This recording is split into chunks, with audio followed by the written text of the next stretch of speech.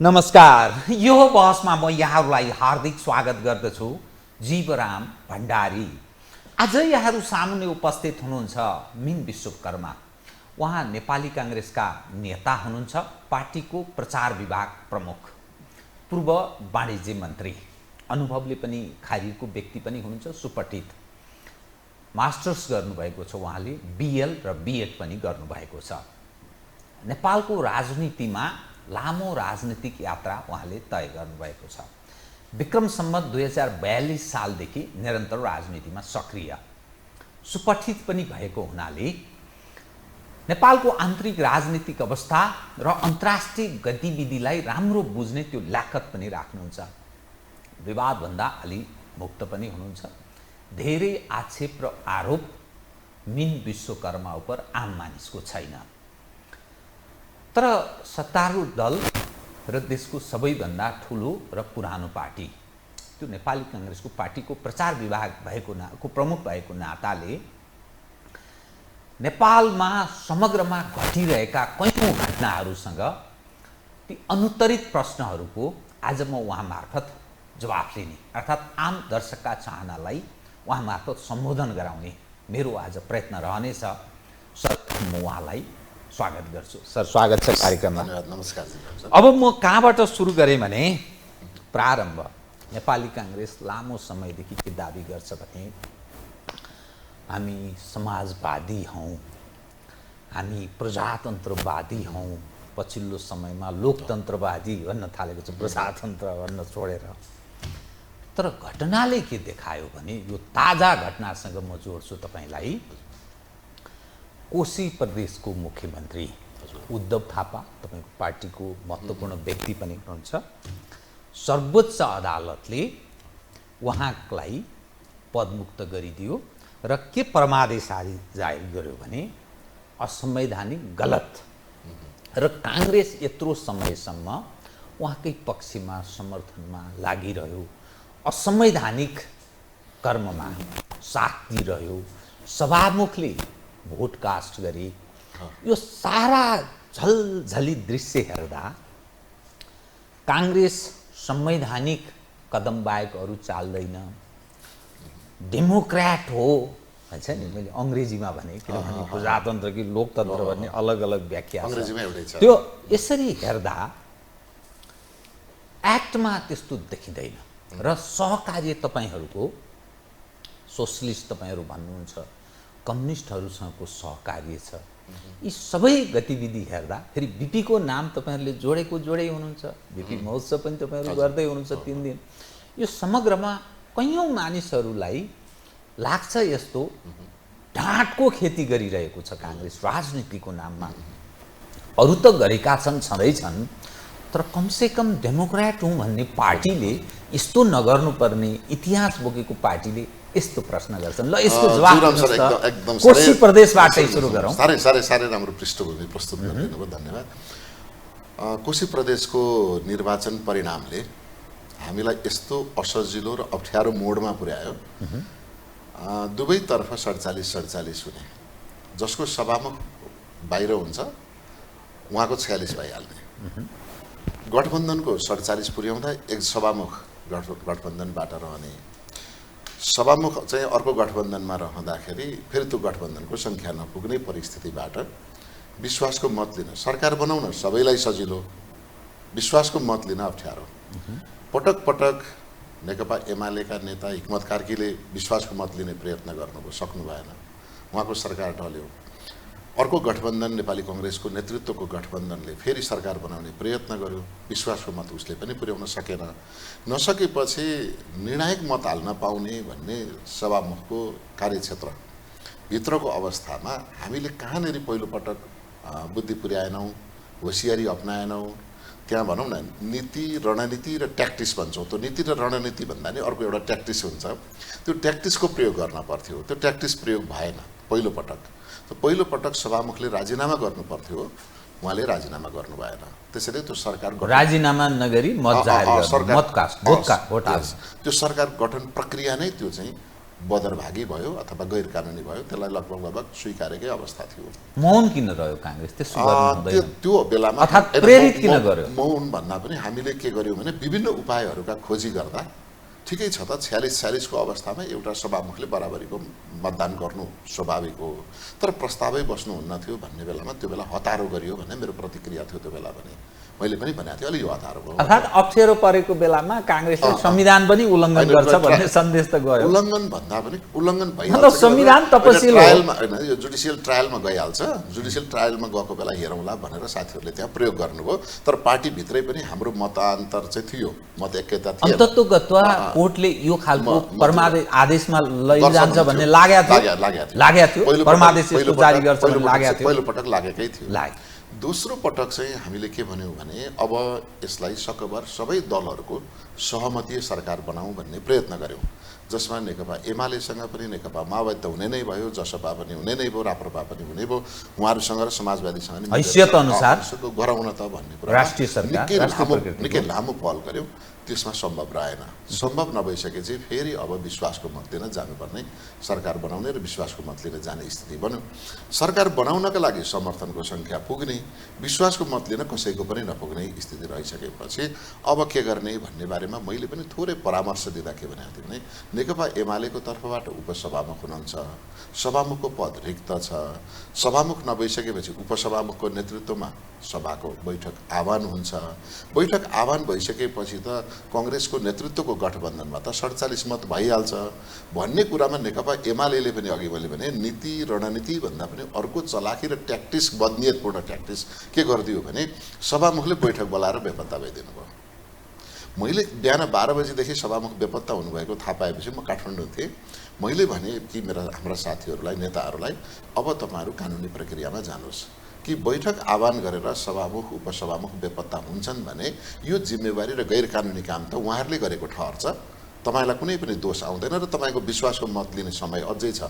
13 गतेसम्म थियो, 4 गते किन हतार गर्नुहुन्छ भनेपछि हुन्छ भनेर उहाँ बस्नु भएको थियो। मलाई त विश्वासको मत लिनुभयो भन्ने थाहै थिएन। म एउटा प्रोग्रामबाट बाहिर निस्केपछि साथीले भन्नुभयो विराटनगरमा मेरो 5 गते कार्यक्रम थियो। ल विश्वासको मत पनि प्राप्त भयो। अब भोलिको कार्यक्रम 5 गते हुने भयो। तपाईलाई पनि बधाई छ, 5 गते विराटनगर आउनुपर्छ किनभने त्यो सांसदहरुसँगै कार्यक्रम थियो। त्यो भनेपछि म झस्याङ्ग भएँ। के गरी गर्नुभयो भनेको त यसो यसो गर्यौं भन्नुभयो। ल फेरि अर्को पल्ट नि चिठी पाउने हुनुभयो तपाईले अदालतको चिठी। यो हतारो भयो। जुन आरोप उपसभामुखलाई लाग्नेवाला थियो, जुन आरोप बैठक आह्वान गरेर बैठक नबक्से बापतको नबोलाए बापतको बदनियतपूर्ण कार्य थियो उहाँको, तपाईको विश्वासको मत दिने अधिकार त सुरक्षितै रहन्थ्यो नि। त्यसको हदम्याद जाँदैन थियो किनभने सभामुखको बदनियतको कारणले भने जे हुनु भइहाल्यो अब यस्तै भयो भन्नुभएको थियो। तर अदालतको फैसला चाहिँ सभामुख र उपसभामुख वा सभामुख र उपसभामुख सरह आसनमा बसेर सभामुखको आसनमा बसेर काम गर्दै गर्दा जे सभामुखको अधिकार छ त्यो कर्तव्य छ र दायित्व छ त्यो पनि सरह हुन्छ भनेर जसरी अदालतले एउटा मुख्य मान्यता निर्धारण गर्यो, त्यो मान्यता चाहिँ दूरगामी सकारात्मक प्रभाव पार्ने खालको छ। त्यसैले अहिले मुख्यमन्त्री को भयो भएन, हाम्रो पार्टीको रह्यो रहेन भनेर भन्नुभन्दा पनि कानुनी त अथवा चाहिँ सिद्धान्त त अदालतले गरेको फैसला भनौँ अथवा भर्डिक्ट भनौँ परमादेश उपयुक्त छ भन्ने लाग्छ। अब सवाल के रह्यो भने फेरि पनि कांग्रेसले दाबी गर्छ मुख्यमन्त्री माखी अथवा स्वत अब छोडिदिन्छ किनभने पदमुक्त भइसक्नुभयो उहाँ 48 घण्टाभित्र हिक्मत कार्कीलाई सायद परमादेश छ। अब के भने गठबन्धनका सरकारहरूको सम्भावना कम रह्यो। भइसकेपछि अब हाम्रो लार्जेस्ट पार्टी भनौँ अब सबैभन्दा ठुलो सभामा रहेको सबैभन्दा ठुलो दलको सरकार बन्ने भनेपछि त्यो नेकपा एमालेको हिक्मत कार्की अथवा अरु कोही बन्नु होला। तर बहुमत त सिद्ध गर्नुपर्छ उहाँले। अब फेरि उहाँले विश्वासको मत लिन जानुपर्छ। फेरि विश्वासको मत लिन जाँदा उहाँलाई फेरि पर्ने समस्या यही हो। त के त अब मध्यावधि कोशी प्रदेश मध्यावधिमा जान्छ। अब मेरो चाहिँ डे 1 देखिको मेरो पार्टीभित्र पनि र साथीहरुसँग पनि पार्टीसँग पनि र साथीसँगको पनि मेरो सजेसन र मेरो विवेकले भ्याएसम्मको उपाय चाहिँ के हो भने अहिले कोशी प्रदेश आफैमा पनि विभिन्न कारणले समस्याग्रस्त छ। कोशी प्रदेशकै बारेमा छ, प्रदेशका नामका बारेमा छ, त्यहाँ उत्पन्न भएका विभिन्न किसिमका सामाजिक धार्मिक सांस्कृतिक असहिष्णुताको अलिअलि केही समस्याहरू छिटपुट देखिन थालेका छन्। यी सबै कुरालाई प्रदेश सरकारले सम्बोधन गर्ने हो भने त्यहाँ हामीले सहमतीय सरकार बनाउनुपर्छ। अर्थात् सबैको सम्भव एमाले काङ्ग्रेस लगायत सबै माओवादी राप्रपा सबै मिलेर, किनभने त्यहाँ काङ्ग्रेस र एमाले मात्रै सरकार बन्यो भने अपोजिसन साह्रै निरीह हुन्छ। त प्रदेशको एउटा सहमतिको सरकार बनाउने, प्रदेश साह्रै निरीह हुन्छ। अनि निरीह भइराखेपछि के हुन्छ भने सत्ता पक्षले अलिकति बढ्ता पेलेको जस्तो हुन्छ, मुद्दामा केन्द्रित रहन गाह्रो हुन्छ। त्यसैले त्यो नामाकरण गर्दा जसरी सर्वसम्मत नामाकरण भयो कोशी प्रदेशको, त्यो नामकै बारेमा पनि त्यहाँ चाहिँ आन्दोलन छ, विरोध छ, केही न केही असन्तुष्टिहरू देखा परेका छन् भने अब प्रदेश सरकार पनि सहमतीय सरकार बनाएर यी सबै समस्याहरूलाई सम्बोधन गर्ने गरी सरकार गयो भने मध्यावधिको सम्भावित सङ्कट पनि टर्छ र हामी कहाँ सहमतीय संस्कारको पनि विकास हुन्छ र यसले अहिले देखिएका ती सबै समस्याहरूलाई पनि साझा समस्याको रूपमा सम्बोधन गर्न सकिन्छ भनेर यसो भएको हुनाले सबै ठाउँमा पक्ष विपक्ष नै हुनुपर्छ। सङ्घमा जस्तो गठबन्धन छ तल त्यस्तै हुनुपर्छ भन्यो भने त सङ्घीयता पनि त भएन नि। त्यसो भएको हुनाले कोशी प्रदेशलाई चाहिँ आफ्नै ढङ्गबाट काम गर्नलाई छोड्दाखेरि राम्रो हुन्छ भन्ने लाग्छ। दुई प्रश्न। यसको अर्थ नेपाली काङ्ग्रेस एमालेको नेतृत्वमा सरकारमा कोशी प्रदेशमा सामेल हुने अब सालाखाला तपाईँको निर्णयमा पुगिसके मध्यावधि रोक्नका लागि हो, निर्णयमा पुगिसकेका छैनौँ। तर मैले बार भनिराखेको मेरो सजेसन चाहिँ के हो भने जनताले दिएको म्यान्डेटको आधारमा कायम भएको हैसियत त हामीले पनि स्वीकार्नु पर्यो नि, सबैले स्वीकार्नु पर्यो। त्यसैले त्यहाँनिर चाहिँ कहिले हुन सक्ला नि त सहमतीय सरकार बनाउँदा अहिले नेकपा एमालेको नेतृत्वमा होला, दोस्रो ठुलो दल नेपाली काङ्ग्रेस छ त्यसको पनि आफ्नै ढङ्गले फेरि नेतृत्वमा आउन सक्ला। त्यसैले सहमति निर्माण गरौँ, प्याकेजमा गर्ने सहमति गरौँ। मतलब यति वर्ष यसलाई यति वर्ष यसलाई भन्न सकिन्छ वा सभामुख फलाना पार्टीलाई उपसभामुख यतिजना मन्त्री भन्ने त्यहाँ त्यही गर्नुपर्छ। हामीले शक्ति केन्द्रले निर्धारण गर्दो होइन, त्यो पनि यसो छ जब उहाँहरू आफै समाधान गर्नुहुन्छ भने त्यो केन्द्र आइपुग्दैन। तर उहाँहरूले सोध्न थाल्नुभयो भने त केन्द्रले आइडिया त दिइहाल्छ। तर प्रदेश त निरीह छ भन्छ नि, सामान्य समस्या पर्दा पनि केन्द्रले गर्ने त यो प्रदेश सरकारको औचित्य के हो यो भनेर भन्छन्। सबै सिंहदरबार धाउँछन्, नेताका धाउँछन्, केही गर्दैन। 6743 वडाध्यक्षहरू मध्येमा 3000 वडाध्यक्षहरू बजेट बनाउने बेलामा सिंहदरबारको वरिपरि हुनुहुन्थ्यो अनि टेलिभिजनमा रेडियोमा बोलिरहनु भएको थियो। तपाईँ किन काठमाडौँमा भन्दा म बजेट योजना लिन आएको भन्नुहुन्थ्यो। वडाध्यक्षहरू नै राष्ट्रिय बजेट लिनका लागि सङ्घीय बजेट अर्थात् सरकार अनुसारको छैन। तीनवटा सरकारको जुन कल्पना गरेको छ संविधानले, केन्द्रको, प्रदेशको र स्थानीय सरकार, त्यस अनुरूपको सरकार भएन। हामीले के गर्यौँ भने टुक्रै योजनाहरू पनि सङ्घले बाँड्न थाल्यौँ नि, त्यसले सङ्घीयताको मर्मलाई नै कुठाराघात गर्यो। हामी टुक्रै योजना 50 लाखका 10 लाखका मन्दिरको गजुर हाल्ने, स्कुलको छाना फेर्ने, अनि मन्दिरको कम्पाउन्ड लगाउने, अनि कलभर्ट बनाउने, अनि बाख्रा पालन दिने, यस्ता कार्यक्रमहरू पनि सङ्घको बजेटमा पर्न थालेपछि त अनि साथीहरूलाई के लाग्यो भने सबभन्दा पहिले त सङ्घमा बन्छ बजेट फेरि। अनि सङ्घमा पहिले बजेट भनेपछि यहाँबाट लिने जति लिइहालौँ न भनेर वडाध्यक्षहरू पनि यहीँ आउनुहुन्छ। अनि प्रदेशको बजेट बन्छ, प्रदेशको बजेट बन्दाखेरि त्यति नै दौडधुप गर्नुहुन्छ।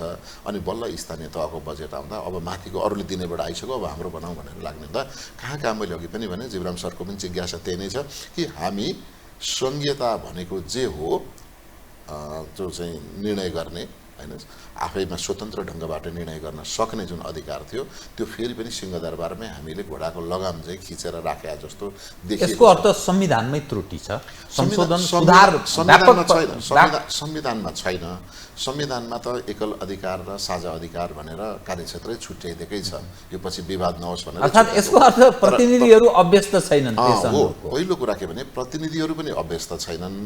अनि ती प्रतिनिधिहरूबाट चुनिएर गएको सरकार पनि के जान्छ भने मेरो क्षेत्रमा मै पुग्नुपर्छ, तलको सरकारलाई विश्वासै रहेन। तलको प्रदेश सरकारलाई पनि विश्वास छैन, स्थानीय तहको सरकारसँग पनि विश्वास छैन। अनि मन्त्री र माननीय सदस्य सांसदहरू आफै नै ओडामा जान चाहनुहुन्छ, आफै नै टोलमा जान चाहनुहुन्छ। त्यो चाहिँ सङ्घीयताको मर्म विपरीत भयो। तपाईँ बुझेको मानिस, बुझकी हुनुहुन्छ, सुपठित पनि एउटा तपाईँ मास्टर्स गर्नुभएको व्यक्ति है, पोलिटिकल साइन्सको पनि एउटा राम्रो विद्यार्थी, राम्रो एउटा अनार व्यक्ति। अब तपाईँसँग म कहाँ प्रवेश गराउँछु भने जसलाई हामी डेमोक्रेसी भन्छौँ नि, डेमोक्रेसीको एउटा सुन्दर पक्ष भनेको यदि सरकारले कुकर्म गर्यो, गलत पथतर्फ गयो भने त्यसमा खबरदारी गर्ने प्रमुख प्रतिपक्षी रहनुपर्छ र प्रमुख प्रतिपक्षले त्यो खबरदारी गर्छ। यदि त्यसले पनि सकेन भने नागरिक समाज जस्तो हामी सञ्चार क्षेत्रमा काम गर्ने मानिसहरू यो भएन है, यो पथमा लाग भनेर भन्ने, अलिकति पहिल्याइदिने, पथ प्रदर्शकको भूमिका निर्वाह गर्ने भनेर भनिन्छ। जब तपाईहरू कोशी प्रदेशको सरकार सबै मिलेर बनाउने जो सोचमा हुनुहुन्छ भने यो डेमोक्रेसी भनेको त यो चाहिँ देखाउने दाँत मात्रै भयो। तपाईहरूको सत्ता केन्द्रमा रह्यो, त्यागको भन्ने भावना असाध्यै क्षीण हुन थाल्यो। फलत तपाईहरूको यस्तै प्रयत्नका कारण नयाँ खाले घटनाहरू, दुर्घटनाहरू, तपाईको सहायक महामन्त्रीमाथि खुकुरी प्रहार भयो, बालेन्द्र शाह कहिले के भन्छन् कहिले के भन्छन्, हर्क साम्पाङ, तपाईँ धरानको व्यक्ति पनि हुनुहुन्छ, हर्क साम्पाङ कहिले के भन्छन्, नयाँ खाले शक्तिहरूको उदय भएको छ, यथास्थितिमा अब चल्न सक्दैन, यसरी पनि मुलुक चल्छ भन्ने छ। धरानमा त्यत्रो काण्ड भयो, कसले के खाने कसले के खाने, हरेक चिज छ खाने, त्यो जनावर कसले के खाने भनेर यसरी प्रचार भइरहेको छ। यो सम्पूर्ण गतिविधि हेर्दा ठेगिँदै नै क्या हो यो सबै? एकदम देवराम सरको विश्लेषणसँग मेरो पनि एकाकार गर्न चाहन्छु। मेरो विश्लेषण पनि त्यो हो, तर त्यसको फेरि पनि के हो भने संसारले नै अभ्यास गरेर प्रमाणित गरेको व्यवस्था बहुदलीय संसदीय शासन प्रणाली, त्यसको विकल्प छैन भन्ने तपाईको भनाइ? विकल्प छैन। विचारमा बहुलवादको अनिवार्यता नै छ। जहाँ विचारको बहुलता छैन, बहुलवाद छैन, त्यहाँ कहीँ न कहीँ विद्रोहको सम्भावना रहिरहन्छ। हामीले रोजेको विचार अत्यन्तै ठिक छ, हामीले लागू गरेको विचार पनि ठिक छ, तर हामी जुन कार्यशैलीमा जान्छौँ र सत्ता नै सबै कुरा हो भनेर हामी केन्द्रित हुन्छौँ, त्यहाँनिर चाहिँ समस्या देखा परेको छ। त्यसैले नेपाली कांग्रेस पार्टी जो मुलुकको सबैभन्दा जेठो ठुलो र यसैका विचारमा अरू पार्टीहरू पनि दिनानुदिन आइराखेका छन्, घस्रिराखेका छन् भने हामी बढी जिम्मेवार हुनुपर्छ। प्रचण्डजी त त्यसो भन्दैनन् नि, मेरो पथमा चाहिँ कांग्रेस आयो, गणतन्त्रमा कांग्रेसलाई हामीले लतारेर ल्यायौँ भन्नुहुन्छ। उहाँहरूको दस्तावेज होला, गणतन्त्रका बारेमा हामी राजाविहीन लोकतन्त्रको कुरा गऱ्यौँ। त्यो बेला 12 बुँदे समझदारीमा संयोगवश दिल्ली समझदारी, दिल्ली प्लस दिल्ली पनि भन्दैन, गर्न चाहिँ हामी म त्यो ड्राफ्टमा साइन गर्दा गिरिजाप्रसाद कोइरालाको निवासमै बसेर गरे हो होइन, त्यो टाइप गर्ने र ह्रस्व दीर्घ हेर्ने हो मा अलिकति संयोगवश हेर्ने मौका मैले पनि पाएको थिएँ। त्यो बेला लोकतन्त्र भन्ने शब्दमै अघि यहाँले भन्नुभयो कन्फ्युजन भइसकेपछि ब्राकेटमा डेमोक्रेसी लेख्यौँ ब्राकेटमा, किनभने हामी प्रजातन्त्र भनेरै पढेको, प्रजातन्त्रै भनेर भाषण गरेको, केही साथीहरूले लोकतन्त्र भनेर पठाउनु भयो। यो लोकतन्त्र भन्छ झ्वाटा आउँदा के हो यसको के अर्थ लाग्छ, भाषा दक्षिण र यहाँको उस्तै उस्तै पर्यो हैन। त्यसो भएको हुनाले महान लोकतान्त्रिक देशको मोदीजीका सधैँ सुनिन्छ नि, त्यसैले त्यसलाई हामीले डेमोक्रेसी भन्यौँ। त अहिले हामी के छौँ भने अहिलेको व्यवस्था के हो भन्दा 7 सालमा नेपाली कांग्रेसले जे प्रस्ताव गर्यो बहुदलीय संसदीय शासन प्रणाली र प्रजातान्त्रिक समाजवादी अर्थव्यवस्था, यी दुईटा कुरामा छ मुलुक।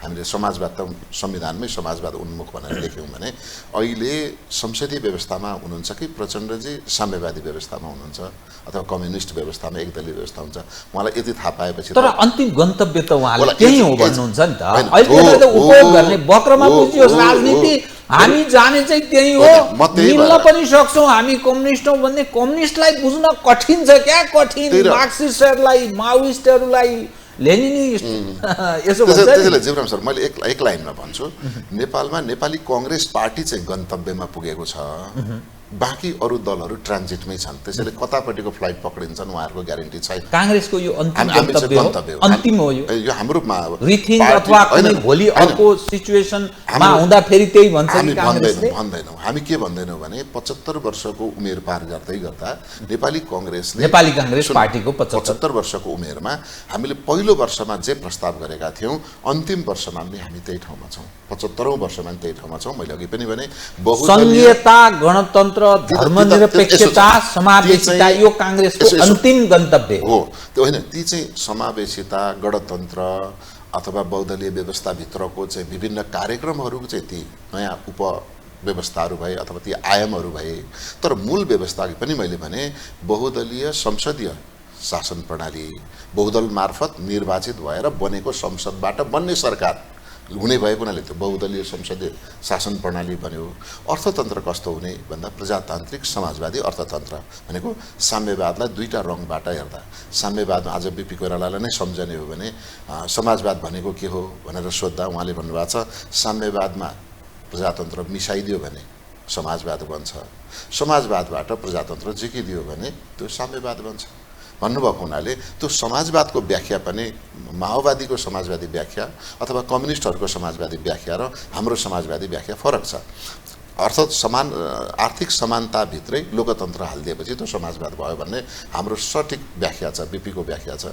त्यसो भएको हुनाले हामी यो दुईटै व्यवस्थाबाट डिरेल गरेका छैनौँ, हामी भागेका छैनौँ, हामी बाहिर निस्केका छैनौँ, त हामी हाम्रो गन्तव्यमा आइपुगेका छौँ। त्यसकारण हामी बढी जिम्मेवार छौँ। तपाईँ एउटा राजनीति शास्त्रको पनि कुनै समय सायद तपाईँले प्राध्यापन पनि गर्नुभयो जस्तो लाग्छ मलाई।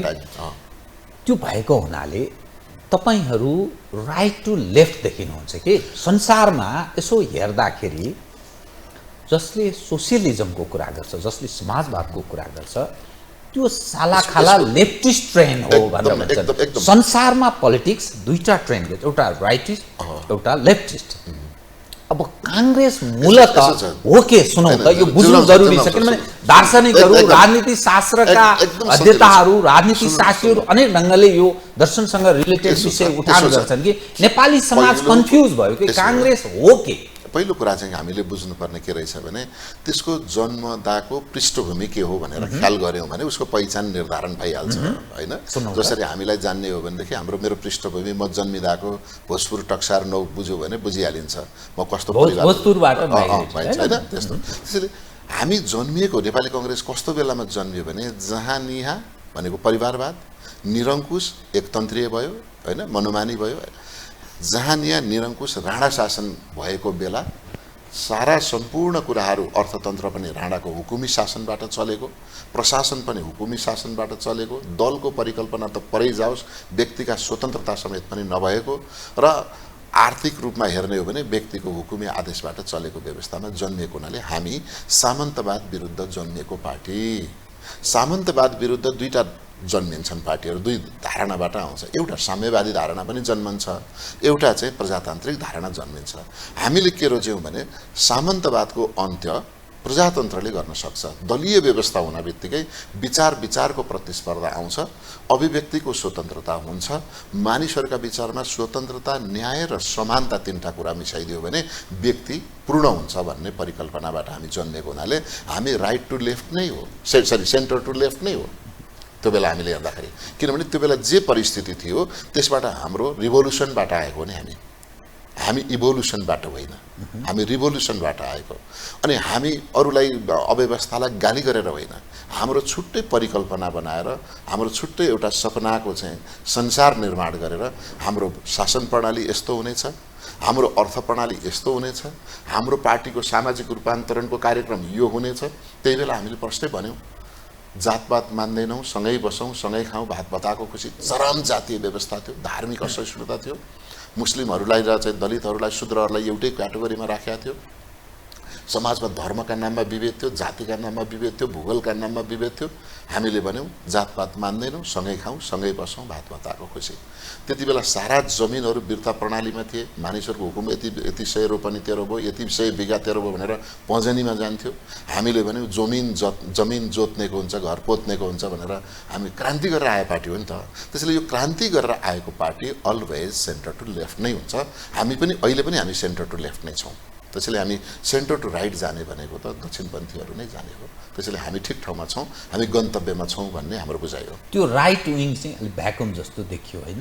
राइट विङ्समा चाहिँ अब बिस्तारै के हुनसक्छ भने एउटा चरण राजनीतिमा पार गरिसकेपछि जब मानिसहरूका बीचमा केही समस्याहरू जस्तो सामाजिक समस्या हल गरिसकेपछि, आर्थिक समस्याको न्यूनतम समस्या हल गरिसकेपछि, व्यक्तिगत स्वतन्त्रताहरूको चाहिँ प्रयोग गर्ने पाउने सहज वातावरण बनिसकेपछि फेरि त्यसबाट निस्किने हाम्रा व्याख्याहरू केही न केही फरक हुनसक्छ। जस्तो बिपी कोइरालाले त्यो बेला के भन्नुभयो, समाजवाद भनेको स्कुल जान नपाउनेले स्कुल जान पाउनुपर्छ, खाना नपाउनेले खाना पाउनुपर्छ, घर नहुनेले घर पाउनुपर्छ, यी सारा कुरा भन्नुभयो। अहिले मानिसलाई घर अनिवार्य छैन हैन, अहिले मानिसलाई एउटा दुहुनो गाई अनिवार्य छैन, अहिले मानिसलाई 2 बिघा खेत अनिवार्य छैन तर बिपीले त्यो परिकल्पना गर्नुभएको त्यो बेलाको मुख्य आर्थिक साधन भनेको त पशु र खेती नै थियो, कृषि नै थियो नि त। त्यसैले त्यो कृषिलाई केन्द्रित गर्नुभयो उहाँले र सामन्तवादको जग पनि कृषिमै थियो, जमिनमै थियो। त्यसैले उहाँले त्यही प्रहार गर्नुभयो र भन्नुभयो जमिन जोत्नेको हुन्छ है भनेको मजदुरको हुन्छ भने हो नि त। त्यसलाई हेर्दा त ठुलो क्रान्ति हो। जातपात मान्दैनौँ, सँगै बसौँ, सँगै खाउँ, भात भताको खुसी भन्नुभएको छ। हेर्नुहोस् है, बडा विचित्रको शब्द छ त्यहाँ। जातपात नमान्ने भनेको समानताको कुरा, हेर्नुहोस् है। सँगै बसौँ, सँगै खाउँ भनेको हामी सामाजिक सद्भाव कायम गरौँ। भात भताको खुसी भनेको चाहिँ भात खानेको कुरा चाहिँ के खाने भन्ने कुरा, भता भनेको खाने मान्छेको खुसीको कुरा हो। जस्तो हामी चिया खाने बेलामा जान्छौँ, जीवराम सर र मनै बस्यौँ भने पनि चिया खाउँ न भनेर भन्छौँ। साउनीले सोध्नुहुन्छ कुन चिया खाने, मलाई चिनी नभएको, एकजनाले चिनी भएको, मलाई कालो है, अर्कोले होइन मलाई दुध भएको भनेको त्यो स्वतन्त्रताको पनि प्रयोग गर्दै सँगै बस्ने कुराले समानता देखायो, भेदभाव नगर्ने कुराले न्यायको कुरा गर्यो भने अर्को सँगै बसेर खाने। यति मार्मिक नाराका साथ क्रान्ति गरेको पार्टी भएको हुनाले यहाँले भन्नुभयो जस्तो राइट साइड चाहिँ अहिले चाहिँ सेन्टर टु राइट चाहिँ भ्याकुम छ कि भन्ने कुरामा हामी के गरिरहेछौँ भने प्रत्येक पटक प्रतिक्रियावादीहरूसँग मुकाबिला गर्दै हामी आएको हुनाले हामी सेन्टर टु राइट हुने बारेमा सोच्न भ्याएका छैनौँ। प्रत्येक 10 वर्षमा हामीले यथास्थितिवादसँग काङ्ग्रेस लडेको लडाइँ छ नि त, प्रत्येक 10 वर्षमा। त्यसो भएको हुनाले हामी क्रान्तिकारी नै छौँ। समानताको तपाईँले कुरा गर्नुभयो, गरिब र धनी बीचको दूरी घटाउने पनि सायद यसैले सम्बोधन गर्ने तपाईँको प्रयत्न रह्यो।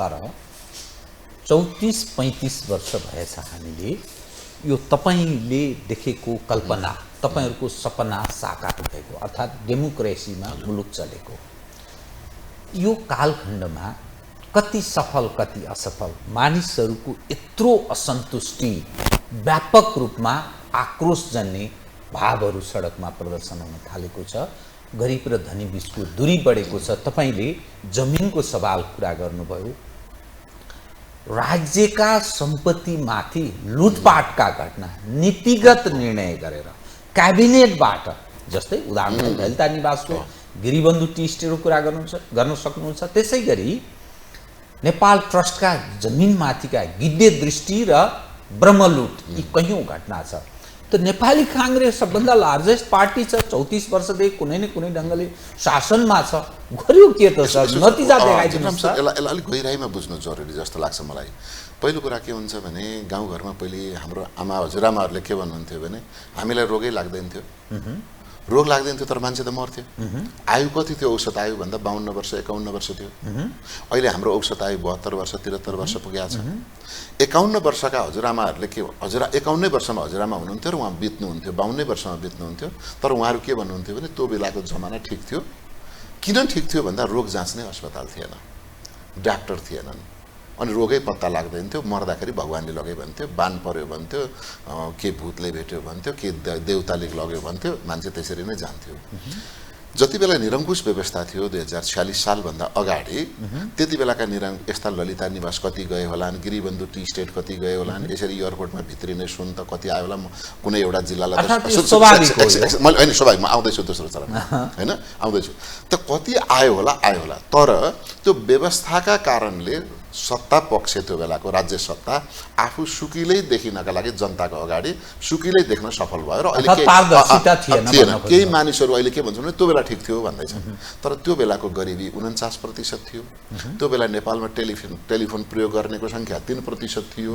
त्यो बेला खानेपानी शुद्ध खानेपानी हुने मानिसहरू 7% थिए। त्यो बेला अस्पतालको पहुँचको कुरा गर्ने भने मुस्किलले 62 जिल्ला अस्पताल र 3000 वटा गाउँपालिकामा गाविस थियो। त्यो बेला गाविसमा चाहिँ गाउँ पञ्चायतमा स्वास्थ्य चौकी मात्रै थियो। त अहिले हामी हेर्ने हो भने 6743 वडामै स्वास्थ्य चौकी छ। त्यहाँ डाक्टर पनि पठाएका छौँ, नर्स पनि पठाएका छौँ, तर औषधि पाइँदैन, डाक्टर पुग्दैन। भन्दैछु उपचार गर्न नेताहरू दिल्ली र जापान जान्छन् हैन, यो तर मिन विश्वकर्मा चाहिँ यही उपचार गर्न राष्ट्रपतिजीहरुका बजेट हेर्नुस् न। पहिलो कुरा चाहिँ के रहेछ भने राज्य सत्ताको प्रयोग कसरी गर्ने भन्ने बारेमा चाहिँ देशका जिम्मेवार नेताहरूले बुझ्नु पर्यो। यो बुझाइ चाहिँ आम मान्छेले बुझ्यो भने सजिलै हुन्छ। जस्तो उदाहरणको लागि अमेरिकाको राष्ट्रपति ओबामाले एउटा क्याफेटेरियामा गएर सँगै विद्यार्थीसँग त्यहाँको बर्गर खाइदिँदा त्यहाँका मानिसहरूले उनलाई बुझ्ने तरिका है। अनि हाम्रो राष्ट्रपति चाहिँ घरबाट बाहिर निस्किँदा कार्यालयसम्म जानु पर्दाखेरि जुन हाई र हुइमी छ, साइसाइ र सुई छ, त्यसले आतंक मचाउँछ। त्यसैले जनता चाहिँ अमेरिकनहरू के भनिरहेछन् भने पिपुल लाइक अस भन्छन्, मानिसले आफू जस्तैलाई मन पराउँछ भने हामी जनता जस्तै हुन हामीले सक्नु पर्यो। जनताको जसरी उपचार हुन्छ हाम्रो उपचार पनि त्यसै गरी हुनु पर्यो, अथवा हाम्रो उपचार जुन तहमा हुन्छ जनताको उपचार पनि त्यो तहमा हुनुपर्छ।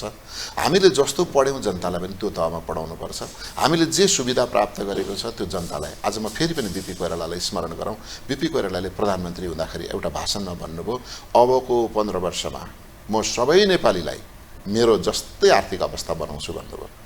आज विराटनगरको कोइराला निवास गरेर हेऱ्यो भने बिपी कोइरालाको त्यो झुपडी, त्यो बेला त्यो बिपी कोइरालाको झुपडी पनि ठुलो थियो आम मान्छेको तुलनामा।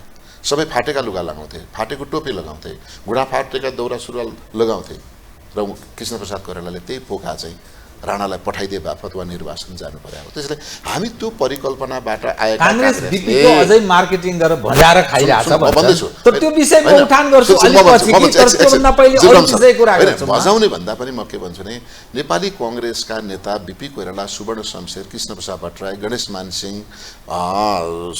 सूर्यनाथ उपाध्याय जस्ता मानिसहरूले बनाएको जुन परिकल्पना छ नि त्यो चाहिँ हाम्रो बिल्डिङको, हाम्रो कम्प्लेक्सको नक्सा हो। त्यसैले त्यो नक्सा बमोजिम छ कि छैन भनेर बेला बेलामा त चेक गर्नुपर्छ नि। त्यसैले हाम्रो त्यो ब्लू प्रिन्ट हो, त्यो ब्लू प्रिन्ट अनुसार हामी चलेका छौँ कि छैनौँ, हाम्रो कन्स्ट्रक्सन छ कि छैन भनेर बेला बेलामा हामीले अडिट गर्ने मापदण्ड बीपीकै हो।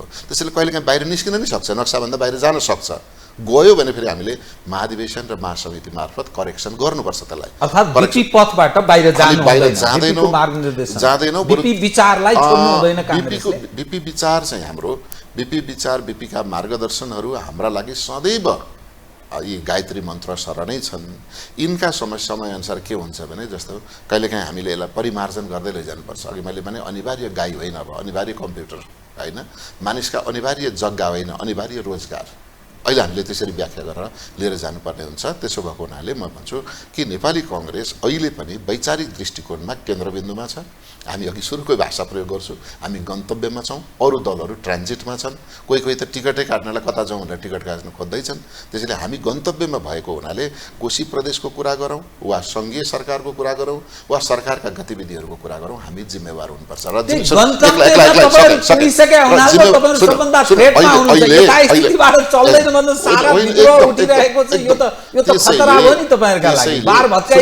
त्यसैले मैले अघि हजुरआमाको उदाहरण केमा दिँदै थिएँ भने अहिले हामीसँग अस्पताल छ, जाँचेपछि रोग देखिन्छ। अहिले हामीसँग स्कुल छ, पढेपछि कोही फेल हुन्छन् होइन। अहिले हामीसँग रोजगारीका थुप्रै क्षेत्र छन्, त्यसकारण बेरोजगारको समस्या आएको छ। हिजो रोजगारीका ठाउँै थिएन, सबै मान्छे मुङलान जान्थे। त्यसो भएको हुनाले त्यति बेला कोही कम्प्लेनै गर्दैन थिए, आश पनि थिएन नि त राज्य व्यवस्थाप्रति। यो राज्यले रोजगार दिनुपर्छ भन्ने चेतना पनि थिएन, राज्यसँग रोजगार माग्नुपर्छ भन्ने चेतना पनि थिएन। उपचार गर्न अस्पताल जानुपर्छ, डाक्टर भएन भने सरकारलाई गाली गर्नुपर्छ भन्ने पनि चेतना थिएन। त्यसकारण त्यो बेला चाहिँ यो संसार पुरै रामराज्य थियो, स्वर्ग नै थियो भन्ने एक खालका मानिसहरूको भ्रम छ। त्यो भ्रमलाई यति बेला भजाइराखेका छन् र के भनिरहेको छन् भने अस्पतालमा बिरामी मर्ने नै अस्पतालमा हो नि त। अस्पताल पुग्न पाउनु ठुलो कुरा हो। त्यहाँ अस्पताल पुगिसकेपछि सम्भवतः मानवीय सेवाको दृष्टिकोणले डाक्टरहरूले उपचार गर्नु ठुलो कुरा हो, उहाँहरूले गरिराखेको हुन्छ। तर त्यसमा काहीँ न काहीँ केही त्रुटि त हुन्छ। गाडी चलाउनेले सवारी दुर्घटना गर्छ, विद्युतमा काम गर्ने करेन्ट लागेर मर्छ, अस्पतालमा डाक्टरहरूले उपचार गर्दा केही बिरामीहरू मर्छन्। तर ती कुरालाई हामीले न्यूनीकरण गर्दै गर्दै गर्दै लगेर हामीले सुशासन भनेकै के हो भने अधिकतम मानिसहरूलाई अधिकतम खुसी दिन सक्नु नै सुशासन हो भन्छु म एक लाइनमा। होइन भने यो गर्नुपर्छ, त्यो गर्नुपर्छ, यो काम 1 घन्टामा गर्नुपर्छ, यो आधी घन्टामा गर्नुपर्छ भनेर भन्न थालियो भने विभिन्न ठाउँमा धेरै कुराहरू देखिन्छ। एकै लाइनमा मैले भन्दा सुशासन, गुड गभर्नेन्स भनेको making maximum people maximum happy. धेरै मान्छेलाई सर्वाधिक भ्रष्टहरूको सरकार राज्य संयन्त्र नेपाल ट्रान्सपरेन्सी इन्टरनेसनलले भन्छ सर नेपाल भ्रष्टहरूको देश, सर्वाधिक भ्रष्टको राजनीतिक अगुवा, प्रशासनिक अनि न्यायिक क्षेत्र सम्पूर्ण संयन्त्र, निजी क्षेत्रलाई पनि क्रस गरेको छ। अनि तपाई कसरी जीवराम सर यसमा त तपाईँ र मैले संयुक्त नै हस्ताक्षर गरेर यसमा त सहमति जनाए हुन्छ। कतिसम्म विडम्बना छ भने भ्रष्टाचार नियन्त्रण गर्ने निकायको मान्छे नै भ्रष्टाचारको बार्गेनिङ गर्छ। ल हामीले लाएनौँ त, महाभियोग लाएनौँ त। अख्तियार दुरुपयोग अनुसन्धान आयोगको प्रमुख अथवा त्यहाँका विशिष्ट व्यक्तिहरू नै भ्रष्टाचार, न्यायपालिकामै भ्रष्टाचार, राष्ट्रिय सतर्कता केन्द्र नै भनेको जसलाई हामी भ्रष्टाचार नियन्त्रण गर्ने डन्डा हातमा थमाउँछौँ ऊ त्यही डन्डा देखाएर भ्रष्टाचार। यसमा प्लस गरौँ म। हजुर, त्यसो भए त्यो ललिता तपाईँले ठिक छ विगतको हिस्ट्री एउटा छोडिदिनुहोस् कि पास्ट इज पास्ट, त भलै त्यो विषय जहिले पनि जोडिएर आउँछ, तर म केही विषय उठान गर्छु। ललिता निवास जमिन प्रकरण कृष्णप्रसाद भट्टराई पालाको नेतृत्वको सरकारले केही अगाडि यदि कसैको मुआवजा क्षतिपूर्ति नदिइकन यदि अधिग्रहण गरियो, जबरजस्ती गरिएको रहेछ भने त्यसलाई सोच्ने भनिएको थियो, फिर्ता दिनुभएको थियो। त्यो थोरै जमिन रहेछ, अरू सालाखाला त्यो म्यानेज एकदम व्यवस्थित ढङ्गले त्यो जमिन अधिग्रहण गरिएको रहेछ। त अहिले तपाईँको सरकार जुन छ यो खास गरी प्रचण्ड नेतृत्वको सरकार, त्यसमा डाक्टर बाबुराम भट्टराईजीको पार्टीको सहभागिता छ, माधव कुमार नेपालजीको सहभागिता छ, नीतिगत निर्णय गरिएको छ। एक दोस्रो, मानव तस्करीमा तपाईँको पार्टीको जिम्मेवार नेतामाथि आक्षेप छ, उहाँ हिरासतमा हुनुहुन्छ। महत्त्वपूर्ण व्यक्तिहरू, अरू अपोजिसन पार्टीका पनि, अरू तपाईँका पार्टीका कयौँ पूर्व सांसदहरूको सहभागिता छ, बिचौलिया काङ्ग्रेस वरिपरि इर्दगिर्दका मान्छेहरूको छ। यो समग्र हेर्दा तपाईँ जुन चिजलाई इङ्गित गरिरहनु भएको छ त्यो त कथनी र करणीमा त मेल खाँदैन त सर। यो त सिधै ढाँटेको सफेद झुट भन्छ के दर्शकले। तपाईँ र म जस्तो मानिस संवाद गरिरहँदा यसो भन्दा त अन्याय भएन, दर्शकलाई ढाँट भएन। मैले दुईटा कुरा गरिराखेको छु। मैले के भनिराखेको छु भने मूलतः नेपाली कङ्ग्रेसको दृष्टिकोण, नेपाली कङ्ग्रेसले अवलम्बन गरेको विचार कार्यक्रम र हुनुपर्ने भविष्यको एउटा परिकल्पना प्रस्तुत गर्दैछु भने सँगसँगै अर्को के गर्दैछु भने विगत र आगतमा का बीचमा अहिले वर्तमान हाम्रो के छ त अवस्था भनेर मैले अलिकति तपाईँसँग प्रस्तुत गरेँ। अर्को कुरा चाहिँ सँगसँगै के हुँदो रहेछ भने भ्रष्टाचार शून्यतामा कहिले पनि पुग्दो रहेन रहेछ। मैले यी नजिकै छिमेकी मुलुक कम्युनिस्ट राष्ट्र भएको चीनसँग हेऱ्यो भने वर्षमा झन्डै 3500 मानिसलाई मृत्युदण्ड दिँदो रहेछ भ्रष्टाचार गरे बापत। तर वर्षेनी त्यसको अङ्क घट्दैछ कि बढ्दैछ भनेर हेर्दा बढ्दो रहेछ। सुरुमा 2 जनाबाट सुरु गरेकोमा गत साल 6000लाई झुन्याइदियो र पनि गोली ठोक्दाखेरि पनि अझै अर्को साल सायद 8000 हुन्छ होला। कारण के रहेछ भने भ्रष्टाचार भन्ने प्रवृत्ति रहेछ। त्यो प्रवृत्तिमा मानिसहरू नजाउन् भन्ने जस्तो ड्रग्स खानु प्रवृत्ति भयो, मादक पदार्थ सेवन गर्नु प्रवृत्ति भयो, चुरोट खानु प्रवृत्ति होला, किनभने त्यो स्वास्थ्यका लागि पनि हानिकारक छ, खर्चिलो आर्थिक रूपले पनि त्यो खर्चिलो छ, तर पनि मान्छे त्यहाँ लाग्छ, लत लाग्छ। भ्रष्टाचार पनि एक खालको बिरामी नै हो, लतै हो, रोगै हो। अब जहाँसम्म ललिता निवास प्रकरण, भुटानी शरणार्थी प्रकरणको हेर्ने हो भने त्यसमा चाहिँ म आफैलाई चित्त नबुझेको कुरा म अघि सुरुमै कानुन पढेको कुरा भनिहाल्नु, मलाई हास्यास्पद लागिराखेको छ। हेर्नुहोस् है, 3टा कुरामा, अझ यो सुन प्रकरणमा पनि तिनैमा हामी मात्रै छौँ भनेर सरकारले सोच्यो के यो देशमा नेपालमा सबैतिरबाट कालो पर्दाले छोप्या छ, कसैले पनि देख्दैनन् भन्ने लागेर मैले ठुलो काम गरेँ भन्ने गृहमन्त्रीलाई परिरहेको छ। एउटा उदाहरण भनौँ, ललिता निवास प्रकरणमा हिजो किशुनजीका पालामा जे भएको होस् अथवा विगतका प्रधानमन्त्रीले जे गरेको होस्, पञ्चायतका प्रधानमन्त्री पनि आए, सूर्यबहादुर आए, लोकेन्द्र बहादुर आए, को आए, प्रधान न्यायाधीशै प्रधानमन्त्री पनि हुनुभयो। ललिता सुन्नुहोस् न, जे होस् एकछिनको लागि मान्नु होला, त्यो सरकारी जग्गा थियो, सरकारी जग्गामा मोही हुँदैन हो। अब सरकारी जग्गा पो रहेछ भनेपछि त खुरुखुरु बालुवाटारको प्लानिङ गरे भइहाल्थ्यो नि, बाँकी रहेको जग्गा पार्क बनाइदिए भइहाल्थ्यो नि, बालुवाटारभित्रको ठुलो पार्क बनाइदिए भइहाल्थ्यो नि। अहिले हेलिकप्टर टुकुरको बस्ने ठाउँ बनाएको छ, त अलिक ठुलो ठाउँ बनाइदिए भइहाल्थ्यो नि। बालुवाटारकै नाममा भएको भए त केही समस्या हुँदैन थियो नि। उहाँहरूले के गर्नुभयो, यो जग्गा त बाहिर निकाल्न पर्छ भन्ने भयो दिमागमा, सरकारबाट बाहिर निकाल्न। के गरी निकाल्ने त भनेपछि अब उहाँहरू के गर्नुभयो, यसमा मोही खडा गर्नुपर्छ भने, होइन सरकारी जग्गामा मोही लाग्दैन भन्ने भयो। त्यसो भए के गर्ने त भन्दा टिकिन्छा गुठी बनाउने ल्याउनुहोस्। टिकिन्छा गुठी बनाएर त्यो गुठी दर्ता पनि सरकारले गरे हो, व्यक्तिले गरे होइन। त्यो गुठीको चाहिँ निर्णय गरेर पनि त्यही गुठीले पठाएको भनेको सरकारकै सिरानी लगाएर हो। अब त्यो जग्गा मोही कायम गर्ने, गुठीमा त मोही हुने भयो, पशुपति गुठीमा मोही छ, अर्को दक्षिणकाली गुठीमा मोही छ, भद्रकाली गुठीमा छ भनेपछि अब त्यहाँ मोही खडा भयो। मै खडा गर्ने निर्णय कसले गर्यो? मन्त्री परिषदले गर्यो। प्रस्ताव कसले लग्यो? भूमि सुधार मन्त्रीले लग्यो। भूमि सुधार मन्त्रीले लगेको प्रस्ताव हृतपूर्वक छ कि छैन, कानुन बमोजिम छ कि छैन, आर्थिक भार छ कि छैन, अन्तर्राष्ट्रिय सम्बन्ध बिगार्छ कि बिगार्दैन भनेर सम्बन्धित मन्त्रालयका पनि कानुनविदहरूको परामर्श चाहिन्छ। म पनि अलिकति मन्त्री भएकोले अनुभव। अब सबैले हृतपूर्वक लिएर गइसकेपछि मुख्य सचिव कहाँ जान्छ?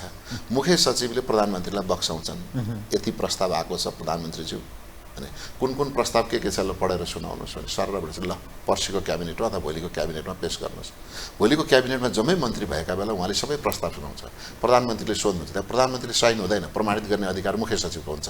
प्रधानमन्त्रीले कहीँ सही गरे हुँदैन, अनि मन्त्रीहरू पनि सही हुँदैन। तर मूलतः जिम्मेवार प्रधानमन्त्री। म भन्दैछु अनि सोध्ने हो, प्रस्ताव पढ्नुहोस् मुख्य सचिवजी भन्ने हो। मुख्य सचिवले प्रस्ताव पढेछ, यो कानुन बमोजिम छ भनेर सबै मन्त्रीको अगाडि सोध्नुहुन्छ, हजुर यो कानुन हृतपूर्वकको छ, ल पास। अर्को यसरी नै यसै प्रक्रियाबाट अर्को हृतपूर्व, यो हृतपूर्व अलिक देखिन भनेर मुख्य सचिवले भन्यो भने त्यसलाई हटाउनुहोस्, हृतपूर्व ल्याउनुहोस् भन्नुहुन्छ प्रधानमन्त्रीले। तर प्रस्ताव पास भन्ने प्रधानमन्त्री पनि साक्षी, प्रस्ताव हृतपूर्वक छ पास गरियोस् भनेर साइन गर्ने पनि साक्षी। तर उहाँहरूले पास गरेर बनाएको मोहीले लाल पूर्जा बोकेर बजारमा निस्क्यो। अब लाल पूर्जा पायो नि त, होइन? मैले कहीँ चाहिँ 1 तोला सुनको लकेट उपहार पाएँ, अनि मैले त्यो बजारमा लगेर बेचेँ भने मलाई दिने मान्छेले चोरेर ल्याएको थियो कि मलाई होइन कमाएर ल्याएको थियो, मलाई के थाहा त? तर अब के भयो भने त्यो बेच्ने मान्छे र किन्ने मान्छे चाहिँ अभियुक्त भए, तर बेचाउने र किनाउने चाहिँ साक्षी भए भने मूल निर्णयकर्ता चाहिँ निर्णायकलाई चाहिँ छुट दियो। हो, यदि म उदाहरण दिएर सबैले चिन्ने भएकोले भाटबाटिनीको मिनबहादुरकै नाम लिऊ, मलाई धेरै अरूको नाम कण्ठ छैन। मिनबहादुर गुरुङले भाटबाटिनीको कुनै एउटा कोठामा बसेर नक्सा कित्ताकाट गरेर मै खडा गरेर लाल पूर्जा बनाएर आफ्नै नाममा लाल पूर्जा बनाएको भए त्यसलाई किर्ते भन्थ्यो होला। त सरकारले गरेको काम किर्ते हुन्छ त? यदि सरकारले गरेको काम किर्ते हुन्छ भन्ने नजिर हामीले बनाउन थाल्यौँ भने अनि हामीले लेखेको अन्तर्राष्ट्रिय सम्बन्धका चिठीलाई के भन्ने? लेख्नु पर्ला नि त। जस्तो चाइनाले नक्सा निकालो, डिप्लोमेटिक नोट लेखियोस् भनेको छ, त्यो डिप्लोमेटिक नोट अब चाइनाले हेर्नुपर्ने भयो क्या, यो परराष्ट्रको हो कि होइन, हो कि होइन, यो कोही राजदूतले पो लेख्यो कि कोही परराष्ट्रको विद्यार्थीको पो लेख्यो कि भनेर हेर्नुपर्ने स्थिति आयो भने अनि हाम्रो देश फेलर स्टेट हुन। यसमा दुईटा स्पष्ट गर्नु, तपाईको आशय के? मैले यो दर्शकले प्रश्न हुनु पर्यो, तपाईको आशय सरकारले जे चाहन्छ त्यो गर्दाखेरि उसलाई बन्देज लगाउनु हुँदैन भन्ने कि अथवा यो असंवैधानिक काम गर्यो त्यो निर्णयकर्तालाई चाहिँ दोषी नदेखाउने, अरु सहायकलाई चाहिँ गर्ने भन्ने के प्रश्न हो? तपाईँ के हो त्यो? कसुरको अनुसन्धान र कानुनको कारबाही गर्ने, कानुनी कारबाही गर्ने प्रक्रियामा हामीले कानुनकै उपहास गर्यौं, अनुसन्धान विधिकै उपहास गर्यौं। छतबाट पानी चुइदैछ भने भुइँ कोठामा टालेर हुन्छ? छतबाट पानी चुइदैछ भने त छतमै टाल्नु पर्यो नि पहिले त। पानी चुइदैछ छतबाट, हामी भुइँ पुछेर बसिया छौँ, सोरै छौँ। अब अर्को पनि कुरा गरौँ। मैले दुईटा कुरा, मैले टेलिभिजनमा एउटा अर्को पनि भनेको थिएँ अपराध, निर्मला पन्तको हत्या र बलात्कार र हत्याको घटनामा मलाई कसैले मौका दियो भने 7 दिनमा पत्ता लगाउँछु भनेको थिएँ। त्यो घटनामा तपाईँले हेर्नुभयो भने एकजना प्रहरीले त्यो वस्त्र धुँदै गरेको देखिन्छ। हत्या केसमा के भन्छ भने दोषी प्रमाणहरू कुनै पनि प्रभावित गर्नु हुँदैन, हटाउनु हुँदैन, त्यसैले त वरिपरि रातो नष्ट गर्ने प्रयत्न गरेको छ। त्यो जसले कपडा धुन लगायो उसलाई सोधेर यो नानी यो कसले धुन लगाएको भनेको भए त कसैले भने होला। नभए त मृतकको छेउमा जान त जो पनि डराउँछ नि, यहाँ मोटरसाइकल दुर्घटना भयो भने त मान्छे छेउ पर्दैन, पर उभिएर हेर्छ भने त्यहीबाट त्यो पत्ता लाग्छ। सुन तस्करी काण्डमा के भयो? प्रहरीको स्क्यानर मेसिनबाट बाहिर आएको छ।